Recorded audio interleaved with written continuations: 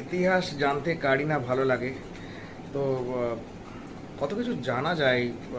মোগল সাম্রাজ্য কিভাবে আসলো, আহ, কি বলবো, বাবর, সম্রাট বাবর, লোদিকে হারিয়ে পানিপথের যুদ্ধ, সত্যি এই পলাশি সত্যি ভালো লাগে। পাল বংশ, সেন বংশ, কারই না ভালো লাগে এইসব জানতে।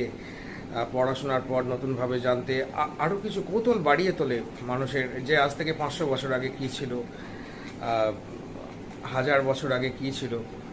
অবাক লাগে যে 200 বছর আগে ইংরেজরা ছিল, তার আগে মোগলরা ছিল। সত্যি অবাক লাগে, এত সুন্দর, এত কিছু ছিল, এত স্থাপত্য, উম, এত বড় বড় প্রাসাদ, রাজারা ছিল এখানে। সত্যি অদ্ভুত লাগে, অদ্ভুত এক কল্পনার জগতে ভাসিয়ে নিয়ে যায়। খুব ভালো লাগে।